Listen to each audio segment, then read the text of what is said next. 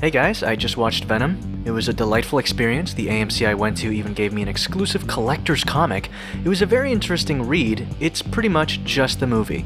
Like, if you read this comic, it gives away half of the second act of the movie. That's not a joke. Either way, I spent a lot of time reminiscing and thinking about the movie. Hey, did you hear about the movie Venom?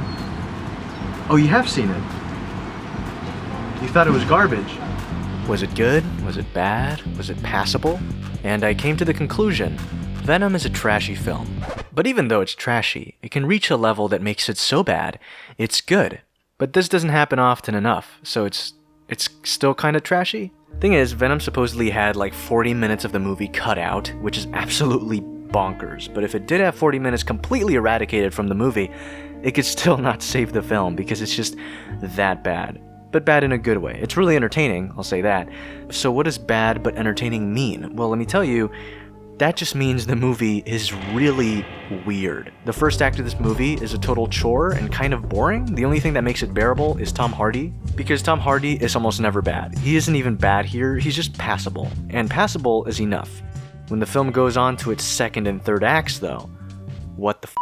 The movie becomes a weird amalgamation of an action movie and a comedy, and I don't know. And I'm not making this up. If you expected a really violent, dark, gritty movie, which is what we should have got, you'll be overwhelmingly disappointed. And what we did get, which is an oddly comedic action film, doesn't push the wackiness far enough to be truly able to say that the film is a comedy, so it ends up being very stale at times.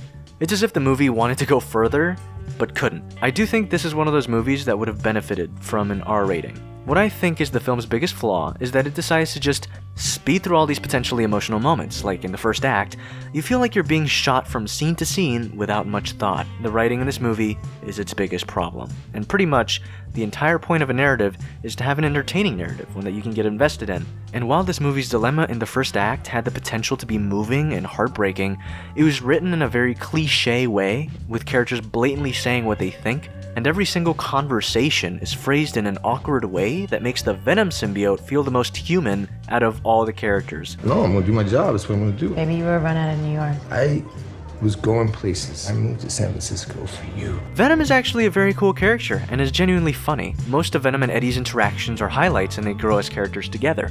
The thing is that character development... Trash, Brock. Excuse me?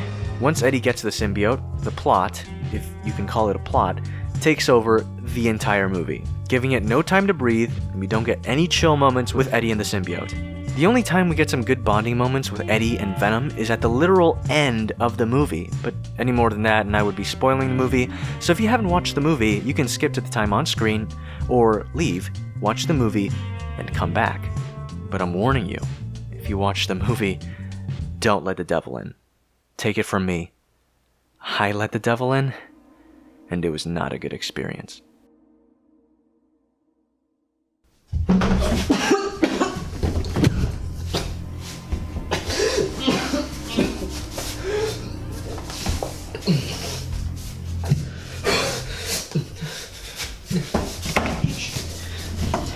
Hello? Hey, yeah. Hey, I'm feeling a little sick. I think I have a parasite. Mauricio, Who said that? you let the devil in. Let's eat some tater tots and garbage. Now, why would we do that?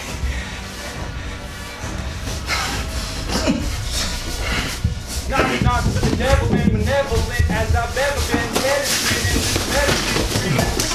Medicine. It's like a valuable, regular, The strangest part about this movie has got to be the advertising. First off, the first teaser didn't even show Venom, and then later on, the trailers showed the final scene of the movie. They repeated the Amazing Spider-Man 2 situation and just showed the final scene, which is very smart. Then we get the tagline of the movie, which is "See the movie."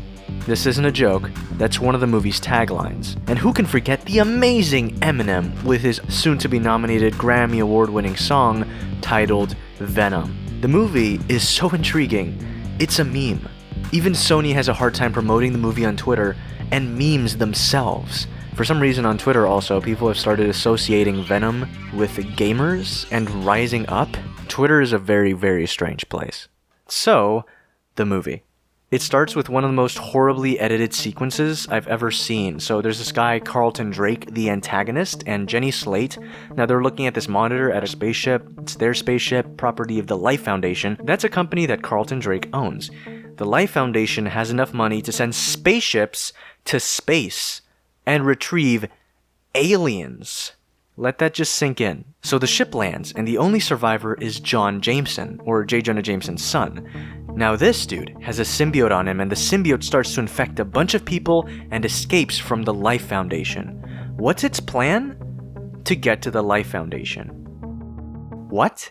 So Riot spends the majority of the movie getting from freaking Malaysia to California just to get to the Life Foundation. One of the most interesting creative decisions I think for this movie is to make Eddie Brock not just like a reporter. I'm a reporter. He has his own show on TV called The Brock Report. It's so strange. He doesn't seem like someone who has the mental tact to be able to head an entire show on TV. It's because of the way he acts. Eddie Brock is kind of a dick. He's always slouched over. I don't know why. He walks like a sloth. And while he's a nice guy, you always feel like he's an asshole. And that can be okay if the movie didn't keep trying to portray him as a good guy. The entire tagline of this movie, right, is the world has enough superheroes, but Eddie Brock is just another hero. Even the original score, composed by Ludwig Göransson, who did Black Panther, sounds like the stereotypical superhero fanfare. I will say though that he did a good job with the score. It's alright. And one of the weirder things about this movie is that right after Eddie and Anne break up, and it's really random and really rushed, we get a 6-month time jump, and we're reintroduced to Eddie Brock.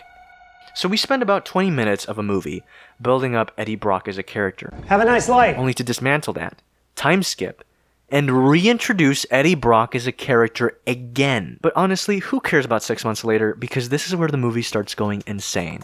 Now Eddie Brock looks like a homeless person.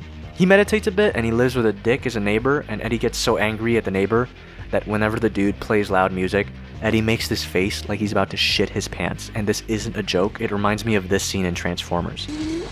Anyways, as soon as Eddie gets the Venom suit, the movie is a comedy. There's honestly no way someone could watch this and not think it's a comedy, because it's intentional at times, but most of the time, it's not really supposed to be, but it's so exaggerated that it's funny. And I mean, Tom Hardy might have gone method and just snorted a whole lot of cocaine, because there's a scene where Eddie Brock goes into a fancy restaurant, sits in a fucking lobster tank, and eats a live lobster.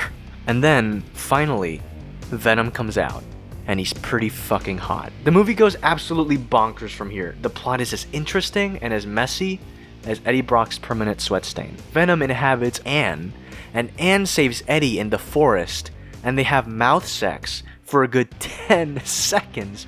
And it's spoiled in the comic. They spoiled it in the comic. And anyways, of course, you guessed it, Venom saves the day. Like a hero. Venom is a hero in this movie. Anti-hero? My ass. There's no point in the movie where I thought, damn, Venom's such an edgy anti-hero. No, he's just a hero. And therein lies the movie's biggest fault. Venom does not deliver on what it promised. And what it does deliver is executed very poorly. At the end of the movie, we get to see this scene where Eddie's talking to Venom and he's like, you only hurt bad people, and that scene is good. And I just keep thinking, why was that not in the middle of the movie? And the reason why is because the plot. The plot is so rushed and so convoluted that you can't just find a way to have Eddie and Venom just, I guess, be body mates, like roommates, but body mates, and just hang out, which is what I wanted from the movie, honestly. The plot is just such a mess. But the thing is, it's really entertaining. Come on in. Show us what you got.